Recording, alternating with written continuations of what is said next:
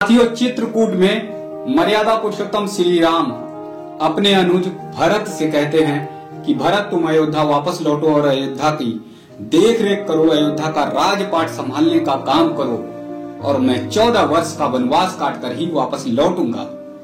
ये सुनकर भरत की आंखें भर आती हैं। क्योंकि भरत अपने भाई मर्यादा पुरुषोत्तम श्री राम के वचन को, आदेश को ठुकरा नहीं सकते थे, इसलिए उन्होंने उनके आदेश का पालन करने के लिए मर्यादा पुरुषोत्तम श्री राम की चरण पादुका को अपने सिर माथे लगाया और अयोध्या की ओर लौटने लगे।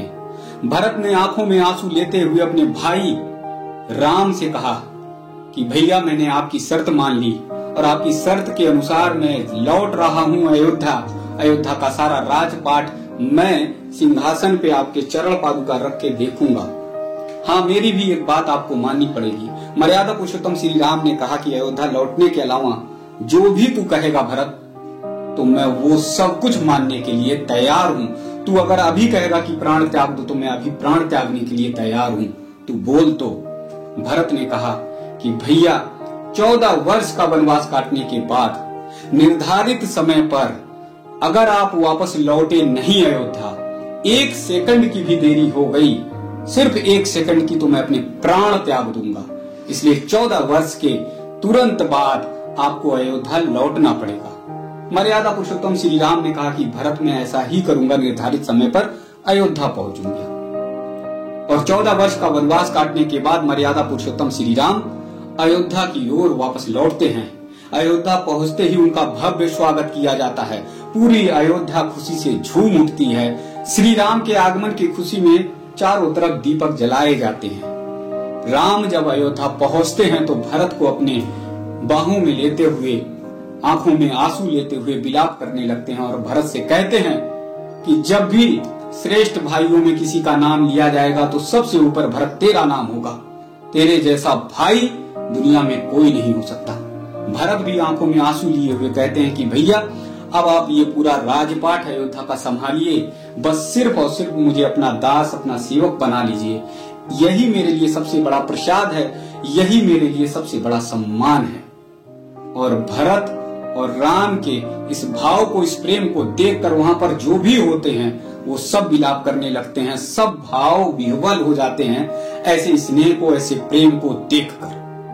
साथियों, उस कहानी को आपने सैकड़ों नहीं हजारों बार सुना होगा। टीवी सीरियल में देखा होगा, राधे श्याम रामायण में आपने पढ़ा होगा, रामचरितमानस में पढ़ा होगा, वाल्मीकि रामायण में पढ़ा होगा, कंब रामायण में पढ़ा होगा। लेकिन इसके बावजूद आप लोगों ने अंतरात्मा में कहानी को नहीं उतारा। और अगर आपने अंतरात्मा में इस कहानी को उतारा होता तो दुनिया में सबसे ज्यादा भाई और भाइयों में विवाद अगर कहीं पर है तो सिर्फ भारत में। दुनिया के अन्य किसी देशों में भाइयों और भाइयों में विवाद नहीं है, भाइयों में लड़ाई नहीं है, भाइयों में इतने ज्यादा झगड़े और फसाद नहीं है। अपने भारतवर्ष में संपत्ति का विवाद भाइयों के बीच में, मकान का विवाद, धन का विवाद, दौलत का विवाद और तमाम और संपत्तियों का विवाद भाइयों के बीच में है। यहाँ तक कि भाई और भाई एक दूसरे की हत्या तक कर देते, एक दूसरे की मर्डर तक कर देते। साथियों, इसका मूल कारण यही है कि हमने रामानंद सागर की रामायण टीवी सीरियल पर तो देखी है। भरत और राम के मिलाप को देखकर हम आंखों में आंसू तो ले लेते हैं, लेकिन अपनी अंतरात्मा में उसके भाव को उतारते नहीं कि एक भाई का भाई के साथ कैसा प्रेम, वो भी निश्चल प्रेम, कि पूरी अयोध्या को भरत ने ठुकरा दिया 2 मिनट में और बोला कि मैं अयोध्या पर राज नहीं कर सकता। ये राज का जो सम्मान है सिर्फ और सिर्फ मर्यादा पुरुषोत्तम श्री राम के लिए है। मैं अयोध्या की रक्षा करूंगा। पूरी अयोध्या की राज सत्ता को ठुकराने का काम भरत ने किया। साथियों, मेरे मोटिवेशन का एक और मूल कारण ये है कि आपके अंदर, आपके जीवन में बदलाव आए। साथियों, मेरी कोशिश होती है कि मैं नई नई कहानियों के माध्यम से आपको प्रेरित करूं, लेकिन ऐसी भी कहानियों से आपके जीवन में, आपके परिवार में, आपके घर में परिवर्तन लाने का काम करूं।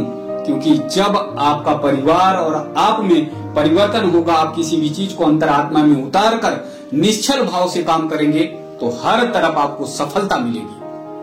आज से ये तय करिए, आप सभी लोग जिसके घर में भी भाई और भाई में विवाद है, संपत्ति को लेकर, धन और दौलत को लेकर, मकान को लेकर, उन सब विवादों को खत्म करने का काम करिए। इस बात को अंतरात्मा में उतारने का काम करिए। छोटा भाई अपने बड़े भाई के पास जाए, उसके पैर को छूकर क्षमा मांगे। बड़ा भाई भी छोटे भाई को आशीर्वाद देते हुए अपने सारे मलाल को खत्म करे। साथियों, आज से ये तय करिए, भरत और राम के विलाप को अपने जीवन में यानी अपने आचरण में उतारने का काम करिए, ना कि केवल सिर्फ सुनने और देखने तक ही उसे सीमित रखिए।